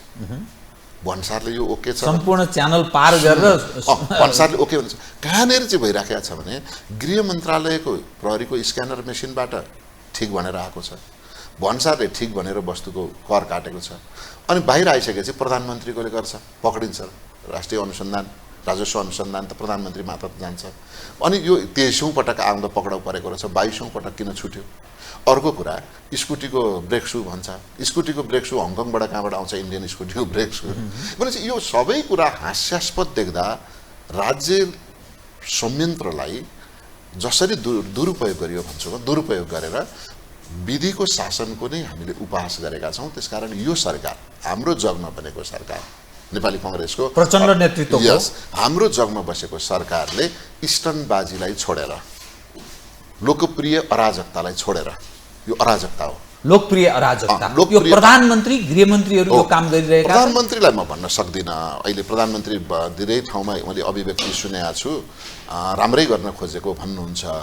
तर म के भन्छु भने अहिले धेरैवटा सरकारहरू, स्थानीय सरकार पनि हेर्नुहुन्छ लोकप्रिय अराजकतामा रमाएको छ र अहिले सङ्घीय सरकारका केही मन्त्रीहरू पनि लोकप्रिय अराजकतामा रमाउनु भएको छ। मैले उदाहरण अघि भनिहालेँ, मैले छतबाट पानी चुउँदैछ भने छतको चाहिँ किन नटालेको र भुइँ मात्रै किन पुछेर बसेको, एउटा कुरा। अर्को, त्यो सुनकाण्डमा केही गर्नै पर्दैन त, सबैको रेकर्ड आइसकेको छ त, अब उहाँहरूलाई किन पक्रिँदैन। अर्को कुरा, भुटानी शरणार्थी प्रकरणमा जसले कार्यदल बनायो, प्रस्ताव बनायो, मान्छे पठायो, यो नम्बरका मानिसहरू यी भनेका छन्, केही मानिसको प्रमोसन भएको छ अनि केही मानिसले अन्तिममा आएर त्यो फाइल हेरे भए पो त ऊ चाहिँ थुनामा परेको छ। भनेपछि हामीले कानुन कार्यान्वयन र कसुरको अनुसन्धान प्रक्रियामा कानुनकै उपास गर्यौँ र विधिको शासनकै उपास गरेका छौँ। यो रोकिनुपर्छ। किन बोकेको किन त काङ्ग्रेसले यस्तो होइन, खालको बोक्न चाहिँ स्टन्टबाजी यस्तो गर्ने होला। नेतृत्वलाई यस्तो छ। त्यसको नेतृत्वमा काङ्ग्रेस निरन्तर हामी किन के छ? सोच्दैछौँ, गौरव किन गरिरहेछ? गौरव गरेका छैन। अहिले हामी के गौरव गरेका छैनौँ भने सरकारले राम्रै गर्ला, सरकार त राम्रै हो नि त, मिलिजुली सरकार। हामीले चाहिँ गठबन्धन बनायौँ, 5वटा 6वटा 7वटा हुँदै 8-9वटा मिलेर चाहिँ हामीले सरकार बनाएका छौँ भने एउटै घटनाले प्रभावित भएर सरकार हट्ने वा सरकार नहट्ने भन्ने कुरा काङ्ग्रेस विश्वास गर्दैन। त्यसैले ओलीजी लालैत हुनुहुन्छ जस्तो छ, काङ्ग्रेस र हामी मिलेर बनाऊ किन यो अरूलाई किन यसो गर्ने, सिधा सिधी हामी खाउँ प्रभु प्रतिपक्ष, हामीसँग केही न यसो छ। मूल शक्ति हामीलाई यो प्रस्ताव नआएको होइन। ओलीजीले गर्नु सुरुमै मङ्सिर 4 गतेको निर्वाचन सकेर परिणाम फाट्टाफुट्टा आउन बित्तिकै काङ्ग्रेस फर्स्ट, एमाले सेकेन्ड, माओवादी थर्ड, अरू पार्टी नयाँ पार्टीले पनि धेरै सिट ल्याइसकेपछि अब मुलुकमा मुख्य दलहरू मिलेर बस्नुपर्छ, मिलेर सरकार चलाउनुपर्छ त भन्ने प्रस्ताव आएकै हो। तर हामी कहाँ नैतिक समस्या के परेको थियो भने निर्वाचनमा हामीले साझा घोषणापत्र, नेपाली कङ्ग्रेसकै घोषणापत्रलाई साझा मानेर अनि गठबन्धन त्यो तत्कालीन सरकारमा रहेका दलहरूले उम्मेदवार बाँडफाँड गरेर हामी चुनावमा गयौँ। त्यसो भएको हुनाले हाम्रो भोट साटासाट भएको छ। भोट साटासाट भएको पार्टीहरूले अहिले नै निर्वाचन सक्न बित्तिकै एकैछिनमा विभाजित हुनु उपयुक्त हुँदैन भनेर हामीले हाम्रा केही त्यो बेलाका अधैर्यताका कारणले केही दिन ओलीजीको समर्थनमा उहाँ प्रधानमन्त्री बन्नुभयो र पनि हामीले त्यो अधैर्यतालाई हटाएर धैर्यताका साथ विश्वासको मत दियौँ र हामीले पुरानै गठबन्धनलाई पुरानै लयमा फर्कायौँ भने अब अहिले आएर हामीले फेरि त्यति हतारो गरेर एउटा मन्त्रीका क्रियाकलापलाई, एउटा मन्त्रीले गरेका गल्तीलाई र एउटा घटनामा प्रभावित भएर सरकारै बदल्नेपट्टि भन्दा नि सरकारका क्रियाकलाप बदल्न सक्यौँ भने ठिक हुन्छ कि भन्नेमा हामी सोच्छौँ। यसको अर्थ 5 वर्ष यही समीकरण यही चल्छ। 5 वर्ष भन्नुभन्दा पनि यो गठबन्धनको सरकार बनाउँदा हामीले जे सहमति गरेका छौँ, जेन्टलम्यान एग्रिमेन्ट जे छ त्यो सहमति प्रचण्डजीलाई पनि थाहा छ र प्रचण्डजीसँगै बसेका शीर्ष नेता सबै दलका तपाईहरुले व्यक्त चाहिँ गर्न नमिल्ने के भएको छ भन्दै जेन्टलम्यान एग्रिमेन्ट भन्या छ त। होइन, तर पारदर्शितामा विश्वास गरिन्छ नि डेमोक्रेसीमा। समय आउला कहिलेकाहीँ के हुन्छ भने अन्डरस्ट्यान्डिङ होइन, यहाँ तुम्हारो मेरो बिचमा टेलिभिजनमा अघि सम्भावना कुनै दुर्घटनाको कुनै सम्भावना पनि छ। यो सबै घटनाक्रम हेर्दा होइन, हामीले यही कार्यक्रम सञ्चालन गर्नका लागि पनि जीवराम सरकार मेरो बिचमा केही नदेखिने जेन्टलम्यान एग्रिमेन्ट भएर यहाँ बसेका छौँ भने त्यो भनिदियो भने त जेन्टलम्यानै भएन नि। त्यसो भएको हुनाले जति एग्रिमेन्ट भएको छ, जेन्टलम्यान एग्रिमेन्ट छ, जुन पेपर एग्रिमेन्ट छ बाहिर सार्वजनिक भएकै छ, जति एग्रिमेन्ट भएका छैनन् शीर्ष नेताहरूको बुझाइमा छ र त्यो बुझाइमा बेमानी हुनुहुँदैन भन्ने सबैको। तर जेन्टलम्यानहरू बिचमा मात्रै त्यो समझदारी कायम रहन्छ। प्रचण्डजी त ओलीजीको समर्थनमा, राप्रपाहरूको समर्थनमा, स्वतन्त्र पार्टीहरूको समर्थनमा प्रधानमन्त्री बन्नुभयो, लात हान्दिनु तपाईँतिर आउनुभयो, कम्युनिस्ट बिचको दूरी धेरै छैन त्यो भनिरहनु भएको छ। फेरि पनि मैले अघि भने नि जीवराम सरले नि त्यसलाई ठ्याक्कै जिज्ञासामा जोड्नु भएको थियो। हामी चाहिँ वैचारिक दृष्टिकोणले, सैद्धान्तिक दृष्टिकोणले र कार्यक्रमिक दृष्टिकोणले हामी गन्तव्यमा आइपुगेको हुनाले हामी अलिक धैर्य, अलिक भलाद्मी, अलिक दिगो देखिनु नि पर्छ। त अरू पार्टी, अरू नेताहरू ट्रान्जिटमै हुनुहुन्छ र यताको गेट ठिक हो कि उताको गेट ठिक हो, यो एयरलाइन्सबाट जाउँ कि त्यो एयरलाइन्सबाट जाउँ भन्नेमा उहाँहरूमा हुटुटी हुनु स्वाभाविक हो। सर, महत्त्वपूर्ण प्रश्न म उठान गर्छु, यो आम जिज्ञासा। कस्तो गन्तव्यमा तपाईँहरू आइपुग्नुभयो? देश अहिले 23 खर्ब ऋणमा छ, 17 खर्बको बजेट छ। 17 खर्बको बजेटमा 3 खर्ब 2 अर्ब लगभग विकासका लागि बजेट छुट्याइएको छ। त्यसमध्येमा पनि 60% पनि काम हुनेवाला छैन। 60%मा पनि 40% करप्सन हुन्छ भन्छ। अनि त्यो ब्याज छ नि, ऋणको जुन ब्याज छ नि, त्यसको यति धेरै 3 खर्ब 7 अर्ब भन्दा बढी। म 1-2वटा जिज्ञासा यो दर्शक तपाईँ मार्फत सम्बोधन होस्। 3 खर्ब 7 अर्ब भन्दा बढी ब्याज तिर्नुपर्छ प्रति वर्ष। 21% यो एसियामा सबैभन्दा बढी त्यो हामी चाहिँ कर तिर्ने नागरिक रहेछौँ। सर्वाधिक महँगो कर लागिएको छ, थोपरिएको छ। हाम्रो परनिर्भरता भयानक बढेको छ, आत्मनिर्भर हामी सकेनौँ। त बेरोजगार यत्रो छ, दिनको 1900 देखि 2500 को हाराहारीमा विदेशिने क्रम छ। नेपालीको 1.5 लाख लगभग उच्च शिक्षा अध्ययनका लागि युवतीहरू जान्छन्। यहाँ वातावरण छैनन्, उपचार गर्न सारा नेताहरू विदेश जान्छन्। पैसावाला नवधनाढ्य कस्तो अस्पताल, कस्तो तपाईले जुन कुरा गरिरहनु भएको छ नि, यो त मेल खाँदैन सर। कस्तो गन्तव्य आउनु, यसले त कांग्रेसलाई त ठुलो नोक्सान गर्छ, स्वा बनाइदिन्छ। सुन्नुस् न, मैले फेरि पनि भने हामी वैचारिक र सैद्धान्तिक गन्तव्य भनेका छौँ र यो गन्तव्यभित्र जस्तो यहाँबाट म धरान पुगेँ भने मैले बनाउने कुरा त धरानमा बनाउने भने धरानमा पुगेर बनाउने हो। जस्तो मैले अघि भने नेकपा माओवादी केन्द्रले साम्यवाद गन्तव्य होला, त्यहाँ पुगेपछि बनाउँछु भन्छ, अहिले बनाउँदैन हो। एमाले बहुदलीय जनवाद आएपछि बनाउँछु भन्ला, त्यहाँ पुगेपछि बनाउँछ, अहिले बनाउँदैन।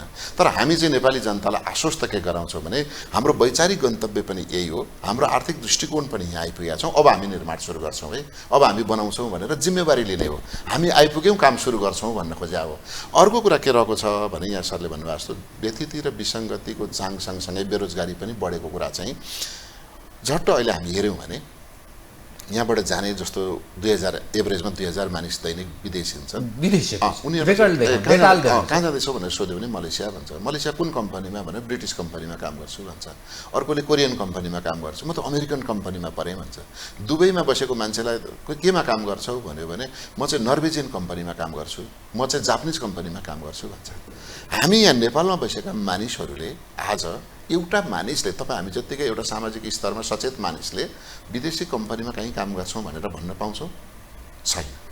हाम्रै देशकै कम्पनी पनि गतिला कम्पनी छैनन्। के कारण त भन्दा लगानी मैत्री उद्योग माइनसमा छ, व्यापार माइनसमा छ। कारण म के भनिराखेको छु भने हाम्रा केही कानुनी म त वाणिज्य मन्त्री पनि भएकोले त्यो अलिकति भन्न मन लागेको, हाम्रा केही कानुनी व्यवस्थाहरू यति झन्झटिला छन् अनि हाम्रो कानुन कार्यान्वयन गर्ने संयन्त्र इन्स्टिट्युसनका मुख्य मानिसहरू यति लेथार्जिक भनौँ अङ्ग्रेजीमा, यति 34 वर्षमा पनि तपाईहरुले सुधार गर्न नसके। अब पत्याउँछन् त मान्छेले, अब तपाईहरुले सक्नुहुन्न यसको अर्कोले ठाउँ लिने हो। यसो गर्छौँ, 34 वर्ष लगातार काम गर्न पाएको अवस्थामा एउटा हुने रहेछ। तर प्रत्येक 7 देखि 34 वर्ष त किनभने त्यो गुमाउनु हो नि त। कांग्रेसलाई बहुमत दिएको हो नि सर, नसकेको हो। कम्युनिस्टलाई बहुमत दिएको हो, नसकेको हो। त्यसकारण त यो म यहाँलाई के भन्दैछु भने बहुदलीय संसदीय व्यवस्था यस्तो व्यवस्था हो, लोकतन्त्र यस्तो व्यवस्था हो, खराबीको सरसफाइ पनि यसले आफै गर्छ। आफैले आफैलाई यसले सफा गर्दै जाने व्यवस्था हो यो। हुन्छ 34 वर्ष मैले भने 34 वर्षमा हेर्ने हो भने 16 वर्ष त कम्युनिस्ट शासन छ हैन, बाँकी 4 वर्ष राजा अहिले कसको छैन सुन राजाको शासन छ। अहिले पनि कम्युनिस्टकै शासन छ। तपाईहरुले बोकेर मैले भन्दैछु उहाँहरु त्यही भएर त असन्तुष्टि व्यक्त गर्दैछौँ त हामी भन्दैछौँ सहकार्यमा विकल्प छैन। कांग्रेस एक्लैले पनि शासन गर्ने सम्भावना कम छ हैन त। अब एमालेको पनि कम्युनिस्ट विचारधाराकै रह्यो, माओवादी पनि कम्युनिस्ट विचारधारामै रह्यो। त्यसैले हामी के भन्छौँ भने कांग्रेसको सिद्धान्त कार्यक्रम अन्तर्गत, आर्थिक नीति अन्तर्गत हामीले सहज रूपले काम गर्न पाउने वातावरण कम्तीमा बीपीले 15 वर्ष भन्नुभएको थियो, हामीले 10 वर्ष मात्रै 2 इलेक्सन मात्रै प्राप्त गर्ने हो भने हामीले ल्याएको सिद्धान्तले के दिन सक्छ भन्दा त आज केही लक्षणहरू त देखेको छ नि होला। ऋणको कुरामा म भनौँला, जति बेला हामी कहाँ 1 खर्बको पनि बजेट थिएन नि त। बहुदलीय व्यवस्था आउँदा किशुनजीले बनाएको बजेट 47 को बजेट त 1 खर्बको पनि थिएन त्यो बेला। हामीले एकैपटक 2.5 खर्बको बजेट हामीले त्यो बेला पुर्यायौँ। भनेको आर्थिक अहिले हामीसँग आर्थिक दायरा बढाउने ठाउँ नभएको हुनाले, आर्थिक दर करका दायरा बढाउने ठाउँ नभएको हुनाले करको दर बढिराखेको छ। करको दर त्यो बेला 21% कर छ। नेपालीको के आय आर्जन छ र त्यो चीनको भन्दा बढी हो, भारतको भन्दा बढी हो, बंगलादेशको भन्दा बढी छ। यो त अन्याय भएन भने? यसो छ कुरा, मूल कुरा के हुँदो रहेछ मैले भनेको सिद्धान्तमा बुझ्नु पनि हुन्छ दर्शकहरूले कि कर धेरै क्षेत्रहरू, कर लिने ठाउँहरू धेरै भयो भने करको दर घट्छ। हैन। कर लिने ठाउँ कम भयो भने राज्यलाई चाहिने पैसा त चाहियो अनि करको दर बढ्छ। अनि त प्रदेश सरकार म भनौँ 2 खर्ब 80 अर्ब भन्दा बढी त प्रदेश सरकार। म एउटा सानो उदाहरण दिन्छु। हिजो हामीले टेलिफोनमा कुरा गर्दा मोबाइल बोक्ने साथीहरूले पहिलो पटक जसले मोबाइल लिनुभयो 55,000 को मोबाइल लिनुभएको छ। काठमाडौँमा 4 आना जग्गा 5 आना जग्गा आउँथ्यो त्यसले हैन। तर जब त्यो मोबाइल प्रयोग गर्नेको संख्या बढ्दै गयो, करोडमा पुग्यो, त अहिले हामी मोबाइलको सिम 100 रुपैयाँमा पाउन थाल्यौं। भनेकै रहेछ भने जब दायरा बढ्छ नि दर घट्छ। हामीले मैले अघि विदेशी लगानीको वातावरण किन छैन भनेर पढ्नुभयो भने भित्तामा पढ्नु न। फलानु साम्राज्यवाद मुर्दाबाद, फलानु विस्तारवाद मुर्दाबाद, फलानु एम्बासीको अगाडि गएर झण्डा कालो झण्डा देखाएको छ, एउटा राजदूतले बोलेको छ, भोलिपल्ट भर्सना गरेको छ। अब हामीसँग न अन्तर्राष्ट्रिय सम्बन्धलाई सुमधुर बनाउन सकेका छौं, न देशभित्रको लगानी त्यसको जिम्मेवार त कांग्रेस छ। हामी हो सोशलिजमको कुरा गर्नुहुन्छ अनि विदेशीले लगानी गर्छ यस्तो देशमा। वातावरण तपाईहरुको गन्तव्य तपाईको हिंसालाई प्रश्रय दिने खालको संविधानमा व्यवस्था छ। गौरव गर्नु भएको प्रस्तावना पढ्नुस् त संविधानको के भन्छ। म त्यही प्रस्तावना त्यही संविधान र त्यसैले परिकल्पना गरेको आर्थिक र अवस्था र समृद्धि भित्रै रहेर कांग्रेसले गर्छ भन्ने कुराको म यहाँहरुसँग प्रतिबद्धता गर्दै छु। र म के भनिराखेको छु, कांग्रेस त बहुमतमा आउनु पर्यो नि सर। यो संविधान अन्तर्गत कांग्रेसको बहुमतको सम्भावना छैन। एक्लै चुनाव नलड्न सक्ने अवस्थामा कांग्रेस पुगिसक्यो। कम्युनिस्टको 4-5 वटा पार्टीको सहारामा कांग्रेस चुनाव लड्छ। अनि के कहाँबाट कांग्रेसको सम्भावना छ? त्यसो छ हामीले केही कुराहरु चाहिँ आफैलाई समीक्षा गर्नुपर्ने हुन्छ। हामीले प्रत्येक 10 वर्षमा आन्दोलन गर्नु पर्यो। आन्दोलन गर्दै जाँदाखेरि आन्दोलन एउटा मात्रै दलले गरेर आन्दोलन हुँदैन थियो। जति बेला जंगलमा रहेका माओवादीहरुसँग पनि 12 बुँदे समझदारी गरेर हामीले सँगै निरंकुश राजतन्त्रका विरुद्ध साथी मित्रता गर्नु पर्यो, पार्टनरशिप गर्नु पर्यो। पार्टनरशिप त स्वार्थी हुनु भएन, हामीले सँगसँगै लिएर गयौं। सहमति, सहकार्य र एकता भन्ने त्यो बेला हामीले चाहिँ हाम्रो थीम नै बनायौं। त्यो थीममा आजसम्म हामी हिँड्दै छौं। त्यसैले संविधान भर्खरै जारी भएको छ। संविधान नमान्ने शक्ति पनि छ, संविधान पुगेन है भन्ने शक्ति पनि छ, र यो संविधान पुरै फेर्नुपर्छ भन्ने शक्ति पनि भएको हुनाले त्यो संविधान कार्यान्वयनको केही हदसम्म हामी सँगसँगै जाउँ भनेर म ठुलो त सानो, म भित्र त बाहिर, तँलाई मान्छेले मान्दैनन् मलाई धेर मान्छन् भन्ने यो मपाइतो लिएर नजाउँ भनेर यसको अर्थ कांग्रेस पनि त्यहीसँग बगिरहेको छ। अहिले हामी बगिरहेको भन्दा पनि मुलुकलाई ठीक ट्र्याकमा लैजानका लागि ल्याउँदै पनि छ। बगेकोले कहाँ ट्र्याक ल्याउँदै छ हैन, सिप्लेर जाने त छाडलमा पर्न सक्छ। मैले अघि भने समुद्रमा गएर जागिने हो। हामी गन्तव्यमा छौं, हामी बगेका छैनौं। हामी जुन ठाउँमा बस्नुपर्ने अघि भनिहाले हाम्रो अर्थ प्रणालीमा हामी ठीक छौं, प्रणालीमा ठीक छौं, प्रोग्राम हामीसँग पुगेको छैन। जस्तै उद्योग धन्दाकै कुरा गरौँ न। यहाँ धेरै उद्योग धन्दा खोल्ने हो भने, धेरै पर्यटक आउने हो भने, हो भने सुन्नु न, हो भने रोजगारीका अवसर खोज्न बाहिर जानु पर्दैन। तर सकेन गर्दैछौँ। यो त प्रश्न उठिन्छ हैन, गर्दैछौँ त। हामी जलविद्युत उत्पादनमा, अब जलविद्युतमा हामी चाहिँ बिजुलीमा आत्मनिर्भर बन्दै छौँ, सिमेन्टमा आत्मनिर्भर बन्दै छौँ, केही कुराहरुमा हैन मासुजन्य वस्तुहरुमा हामी आत्मनिर्भर बन्दै छौँ। कृषिका केही समस्याहरु छन्, ती समस्याहरुमा हामीले सुधार गर्नलाई कोसिस गर्दै छौँ। तर के पनि भएन भन्ने जुन भाष्य निर्माण गरेका कारणले हामी कहाँ भएका अत्यन्तै योग्य, तर पब्लिकमा त्यस्तो लाग्न थाल्यो। जस्तो बालेन्द्रहरुको उदय, हर्क साम्पाङहरुको उदय, नयाँ खाली पक्ष, यो समग्र हेर्दा नो नट अगेन भन्ने ठाउँमा 34-35 वर्ष तपाईहरुले गर्नुभयो। You already your people, your political party already tested and failed भन्ने धारणा नेपालीमा बन्न थालेको छ के? अहिले के भएको छ भनेदेखि यो भन्दा अगाडिको व्यवस्थालाई गाली गरेर अथवा भइराखेको व्यवस्थालाई गाली गरेर नयाँ खोज्ने कुरामा यो भन्दा योग्य, यो भन्दा राम्रो, यो भन्दा परिष्कृत, यो भन्दा सभ्य खोजेदेखि हामीले पनि पछ्याउने र हामीले पनि समर्थन गर्ने कुरा सम्भव थियो। तर कस्तो खोजिराखेका छौँ भने ताईबाट उफ्रेर भुङ्रोमा हाम फालिरहेछन् मानिसहरू। यो नयाँ खाले विकल्पको कुरा देखियो नि त स्थिति त त्यही हो। हेर्नुहोस् न, अब यो न कानुन चाहिने। म एउटा स्मरण गराउँ, डाक्टर बाबुराम भट्टराई नै प्रधानमन्त्री भएको बेला हुनुपर्छ, संविधान नबन्ने स्थिति थियो, मधेस आन्दोलन भइराखेको थियो। र त्यो बेला एकजना मन्त्रीले, रक्षा मन्त्रीले यदि मधेस आन्दोलनलाई सम्बोधन भएन, मधेससँग वार्ता गरिएन भने भोलि हुन सक्ने राष्ट्रिय अखण्डतामाथिको चुनौतीलाई कसले सामना गर्छ, म त समस्या देखिरहेको छु भनेर उहाँले एक ठाउँ भाषण गर्नुभयो। त उहाँले राष्ट्रिय अखण्डतामा चुनौती दियो भनेर राजीनामा गर्नु पर्यो।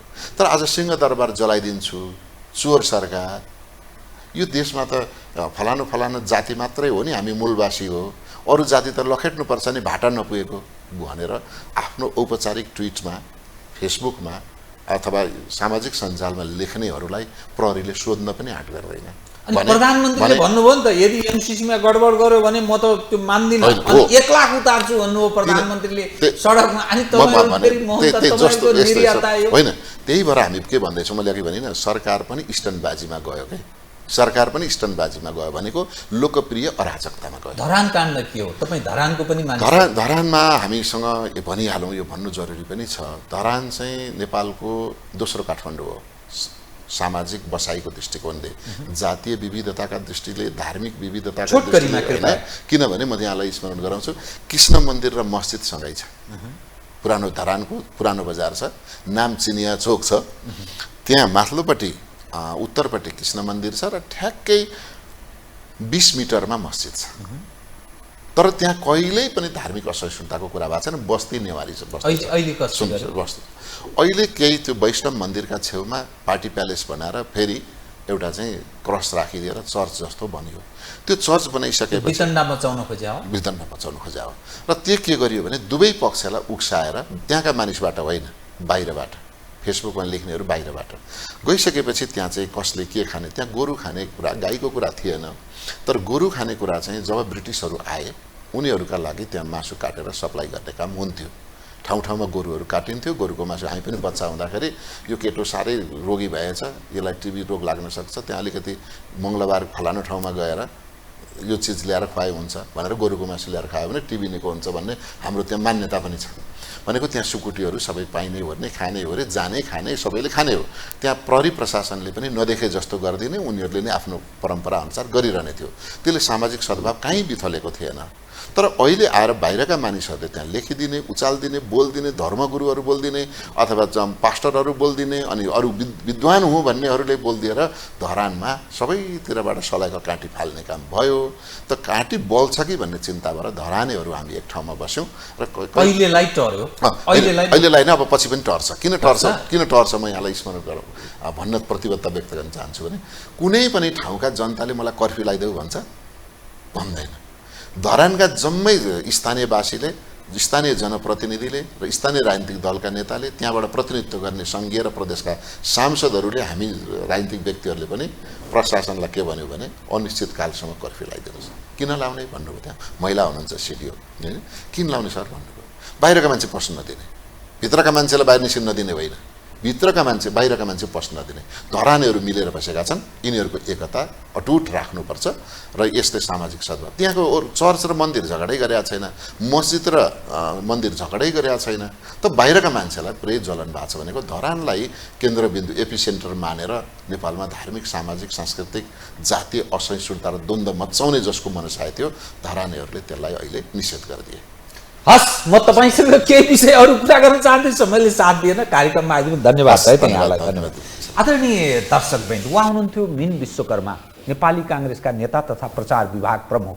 समसामयिक विषय केन्द्रित गरिएको संवाद। म सहित मेरो सम्पूर्ण युनिटलाई कार्यक्रमबाट बिदा दिनुहोस्। यो हो टेलिभिजन, हेर्दै रहनुहोला। नमस्कार।